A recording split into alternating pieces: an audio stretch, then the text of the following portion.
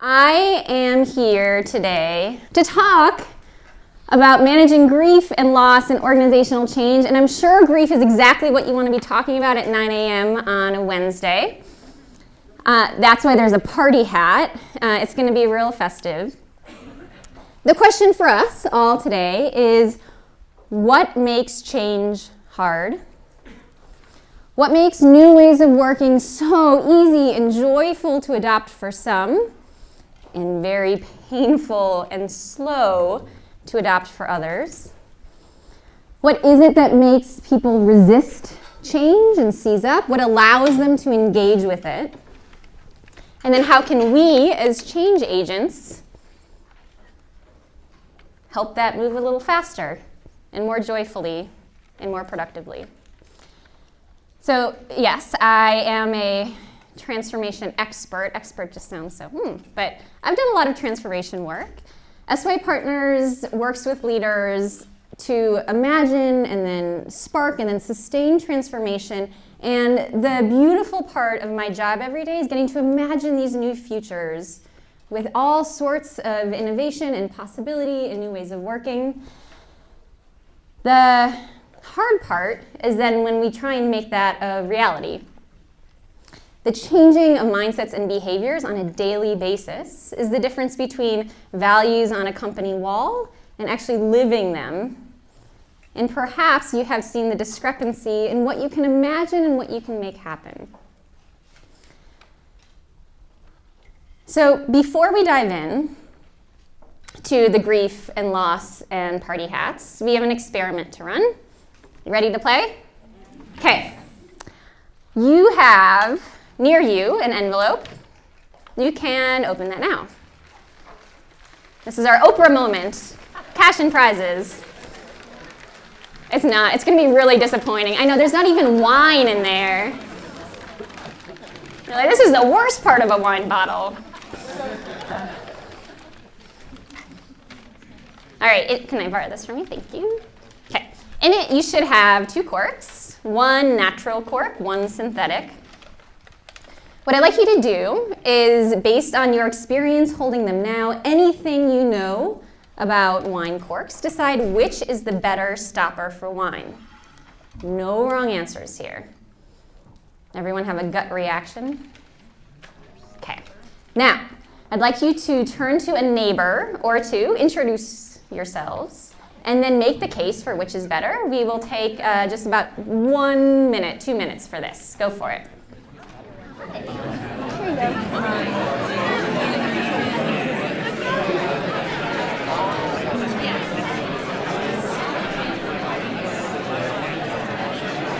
In about 5, 4, 3, 2, and 1. All right, hot debate. I love it. I'd love to take a few hands, preferably hands that are attached to bodies that are kind of close to me, so I can give you this. Which was better? So at first I was super excited about the synthetic cork, and then as Jaren and I were named twins, we were talking, I realized the environmental impact of having a synthetic cork is not going to be better than the convenience of not having the cork fall apart, and so we both decided the natural is better. So, thank you. Others? It felt like a trick question. It's not. It's not. It's not. But it seemed like synthetic might be better for the wine. So there was a conversation about environment versus the wine, but synthetic being better for the wine. And why create something synthetic if it's not, I don't know, it just seems super popular, so it's got to have some benefits. Hey, it was designed. It was designed, yeah. Great. One more. So both sides from us. On the one hand, for me, the natural cork, it's the experience. I mean, it is the whole experience and thousands of years of experience with wine. On the other hand, the same kind of idea that it's designed, it's scientifically better, it does the job better, and from an environmental standpoint, cork trees are dying also. So that's another part of the story. Bring back the screw tab. Screw tab, pretend it doesn't exist for the sake of this experiment. So I'm no sommelier. Are there any sommeliers in here? Okay. If you were, you'd probably tell me I'm all wrong about this, but I have been reading up on my wine corks, and legend has it that 17th century monk Dom Perignon first used natural cork as a stopper for wine, and it's dominated the industry since. And it's no wonder, it's a beautiful functional solution. But has anyone in here experienced cork taint before? Yes. It happens in between 1 and 13% of bottles, depending on the kind of cork, and it'll ruin your bottle of wine, the Russian roulette of celebration. So what does any industry do when faced with a sizable problem for their industry? They throw a bunch of money into research and development, and then out pops, thank you for letting me, the synthetic cork. It is both cheaper and not susceptible to cork taint. It is designed, it is the newer technology, but is it better? So I want you to imagine that you are a winemaker and decide which you would use in your own bottles. You can consider that this one would make your CFO very happy, that this one doesn't have the risk of people opening your bottle and being like, oh, who made this? The natural cork, you may be considering what's the value of your customer's tactile experience. Wine is an industry of history and tradition, and what is that worth? I promise there's no right or wrong answers here. That's the point. I'd like you to, on the count of 3, hold up the wine cork that you would use in your bottles. Everyone have theirs? I didn't even have to count. You're perfect. 1, 2, 3, up you go. Have a look around. And I see natural, natural, synthetic, synthetic, natural, natural, synthetic, synthetic. A whole mix. You can put your hands down. And that is the point of it, that there are as many attitudes towards change as there are people in your organizations. I've done this experiment dozens of times all over the world, and every time there's a healthy mix. The experiment is meant to demonstrate that even when change makes sense for all the reasons in the world, when you have a newer technology in your hand, still there's beauty and value and function in what you have done before. Now this is a picture of a jar of corks that I keep with my husband. We write on them for special occasions and anniversaries, and I am a change junkie to the extreme. I love the newer technology, and yet if somebody told me that I had to switch all of these out for synthetic corks, it would feel so, like such a loss. There was such beauty here.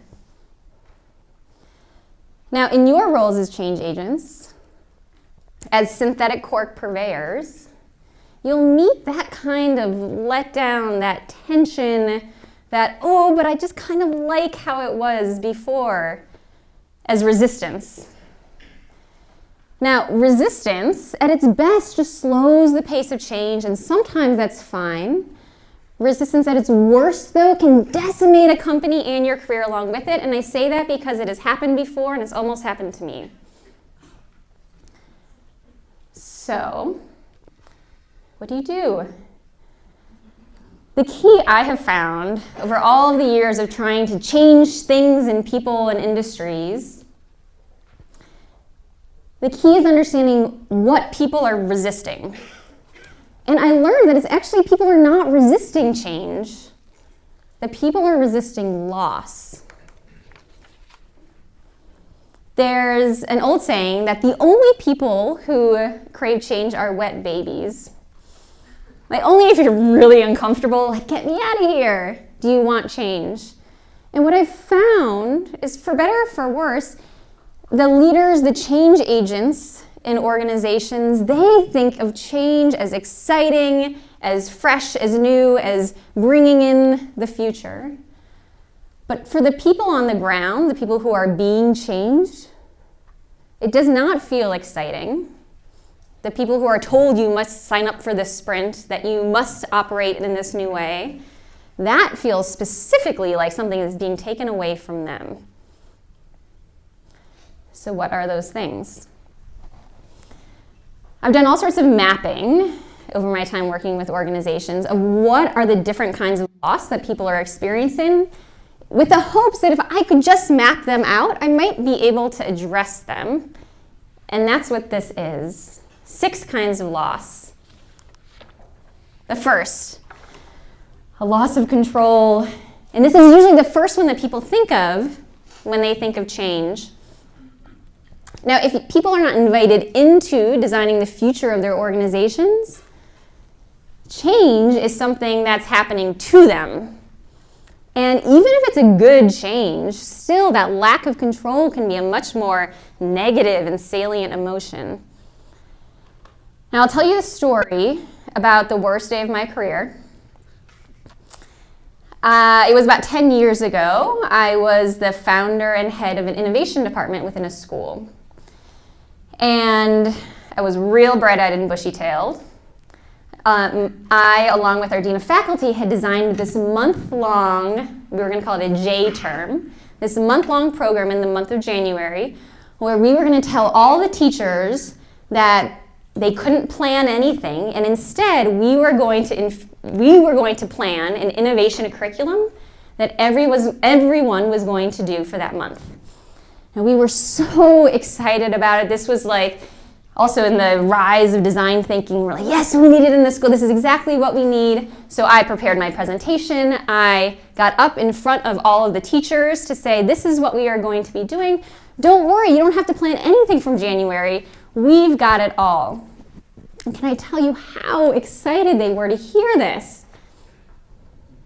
They were zero excited. Not even an inch of excitement. And all of the faces in the crowd looked like this.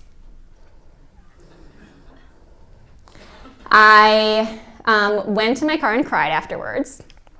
And it was a bad day. And then I signed up for grad school in organizational learning and change because I was like, by God, I gotta get better at this. And what I learned from that experience is that the idea I still believe in. It was the fact that we were taking all control from people who were very used to having control that really got us in trouble. Next, there's a lot of loss here, so we're gonna get like a bit depressed for a bit. We'll bring it back around by the end. Loss of pride. Now, hopefully people within your organizations, your colleagues and teammates and team members, hopefully they feel a sense of pride for the work that they've done, for the organization that they've built. And this is an excellent thing, of course. But sometimes leaders and change agents can make the mistake of championing the future at the expense of the past. It sounds like, oh, this is why it's better, and here's all the data, and all the cool kids are doing it, so we're gonna do this and not that anymore. We were working with a client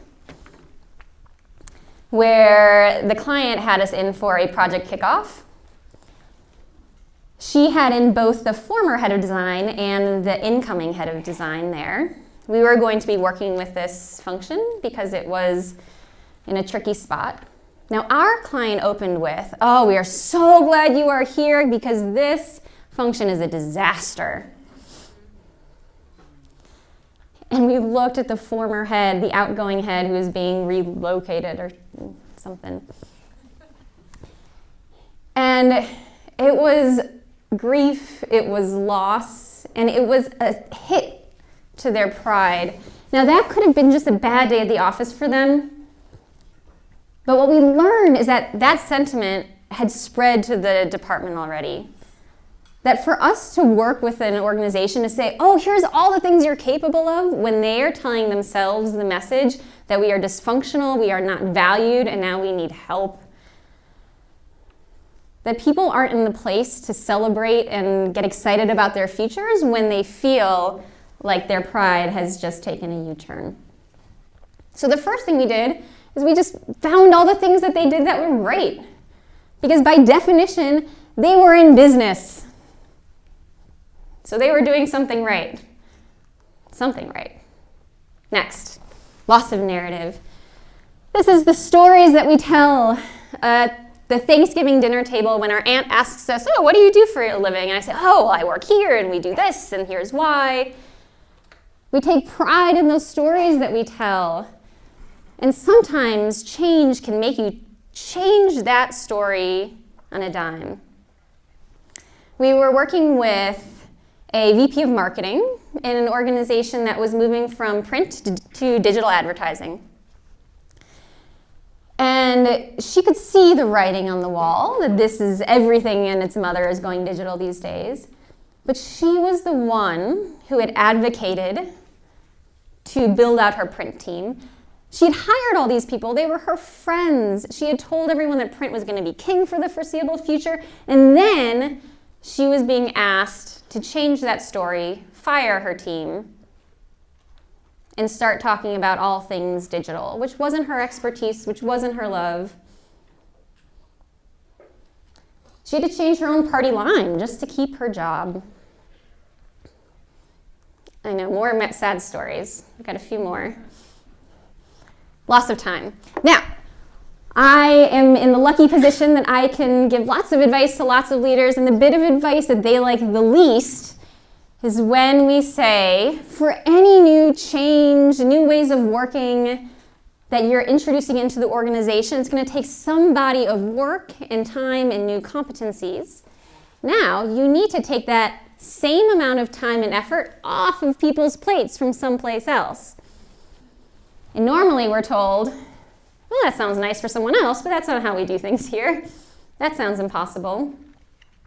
But of course, if you don't do that, if you don't take that off of people's plates, what you're asking people to do is choose between some new change, new ways of working, and their friends, their family, their sleep. It doesn't usually compete with their day job. People still do their day jobs. It's just what sort of overtime you're putting in to try and keep up with the organization. Another example of a client we were working with, this brilliant woman who was promoted at the time we were working with her, this big new strategic role, and she was excited. We were so excited for her until she called and said, Bree, there's some fine print on this job. Not only am I being offered this big strategic position, but also could I please do everything I was doing before for the foreseeable future? And so what did she do? She said, okay. She worked these 2 full-time jobs until the CEO finally realized that the last thing you want is someone in your big new strategic position who's sleep-deprived, miserable, and wants to quit. So they pulled back a bit. Okay. Loss of competence. Another experiment. Raise your hand if 100% of the time at work you know what you're doing. No, imagine that. You don't work near like innovation or anything, do you? No. All right, 90%. 80. 70. Yeah. Anyone 50 or below? Yeah. All right. For those 50 and below people, are you just wired like that? Do you love it? You just give me a yes. I'm getting some thumbs up and some head nods. Yeah, so some people just like operating that way. It just gives them joy. But for the people who don't love operating that way, that some kind of organizational change, new ways of working, are making it so that they are forced to not really know what they're doing half the time. This is what this looks like. They're at their desks being like clackety-clack, sending a meeting invite, sending an email. This looks like work, right? Yes. Okay. Half their week, just not really knowing if what they're doing is right or good or meeting the expectations of any sort of new way of working that's coming in. That almost, especially in innovation, by definition, you're asking people to step away from executing based on expertise and embrace something new, something fresh, something different. And if you work in an organization that is results and performance and OKR driven, well then of course people are going to resist. No one likes being bad at their jobs. And if adopting some new way of working means that they can't meet some goals, feel confident and good about themselves, then you get a lot of that kind of look that I got. Last, a loss of familiarity. Now, for all of history, humans have spent time trying to predict the migration patterns of buffalo, surely, who's going to win at the Super Bowl, if it's going to be cloudy in Boulder today. I got that one wrong. It's just safe and lovely and comforting to be able to predict your future. It feels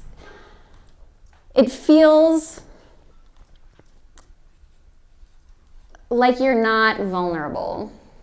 And people don't like vulnerability as a rule.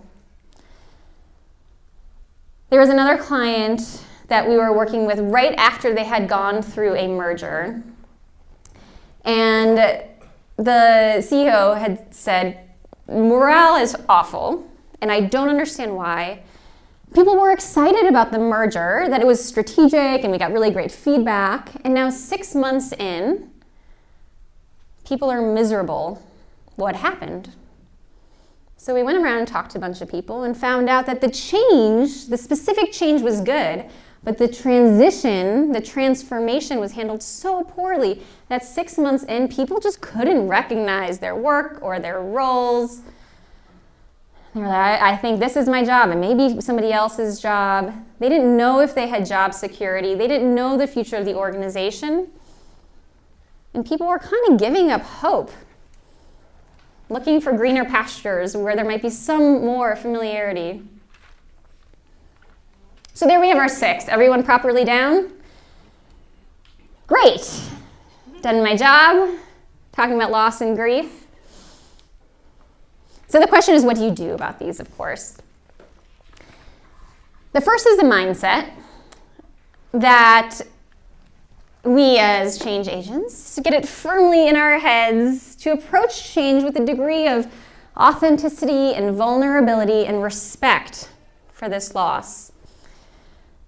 That we've seen some really bad leadership behaviors, all of which I have done myself. So there's really just not judgment here, empathy.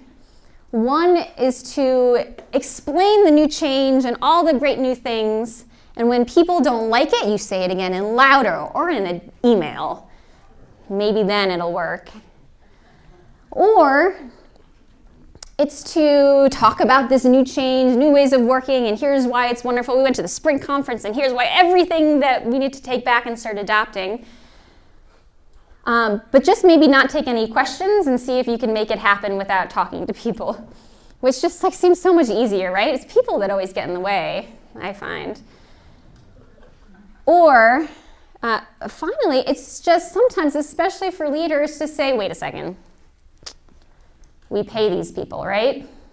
It's their job to just get on with it and do the thing that we're trying to do as an organization. Isn't that works?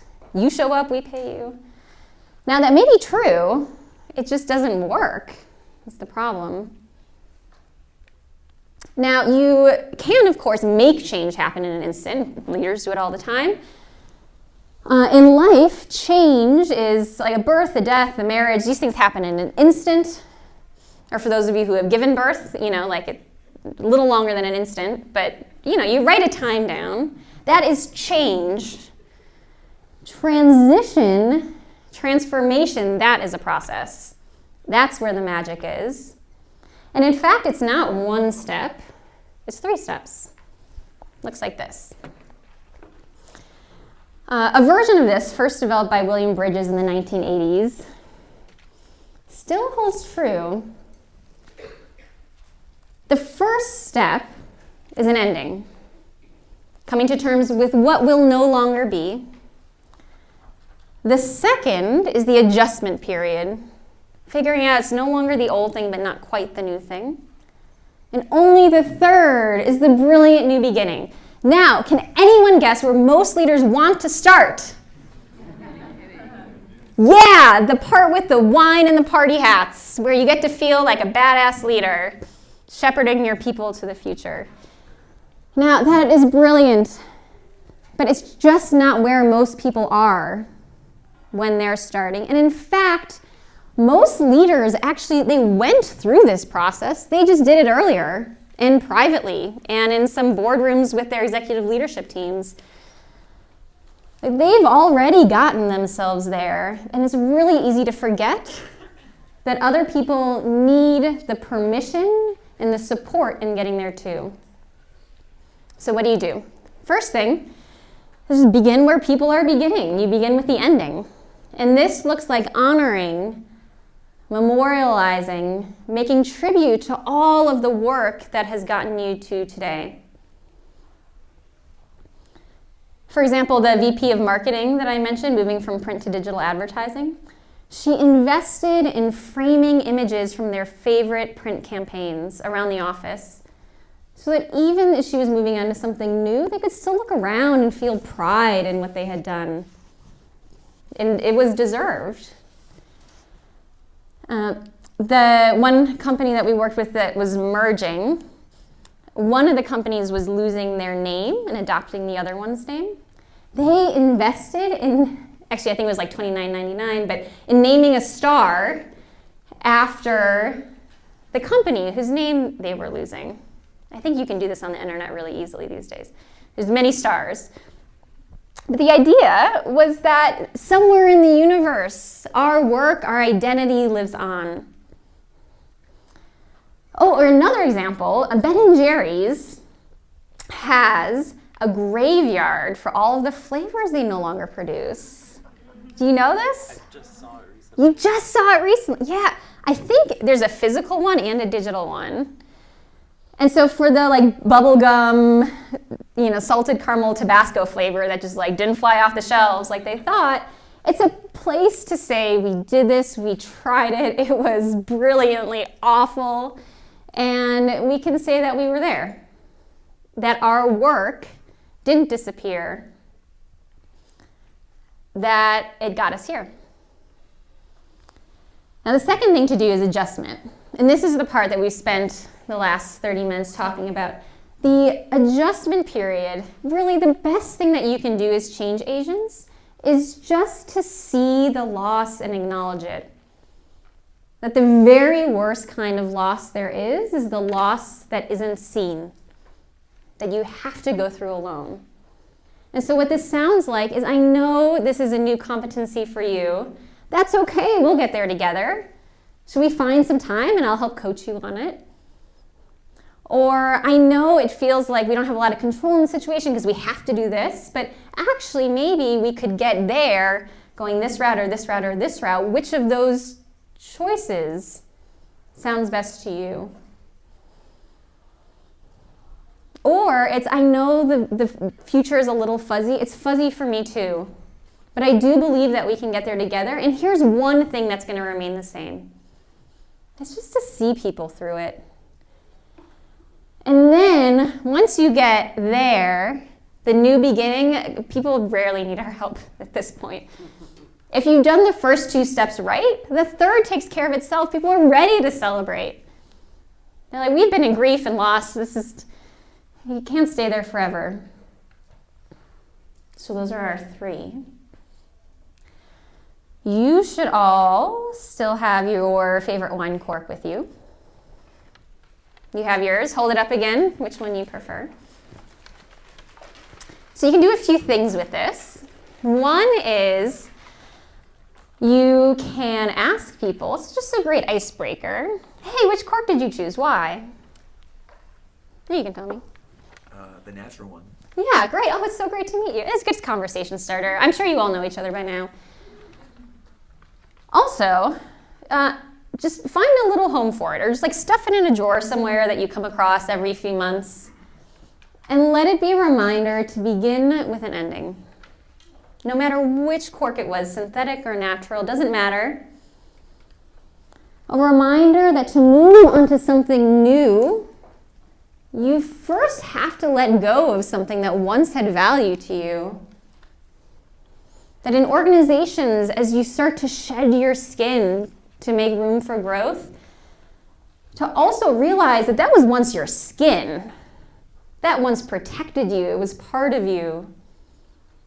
And for a change agent who can be there with people through that loss and the grief and all the feelings of discomfort, if you can be there with people through that, they will be there with you through the celebration. Thanks.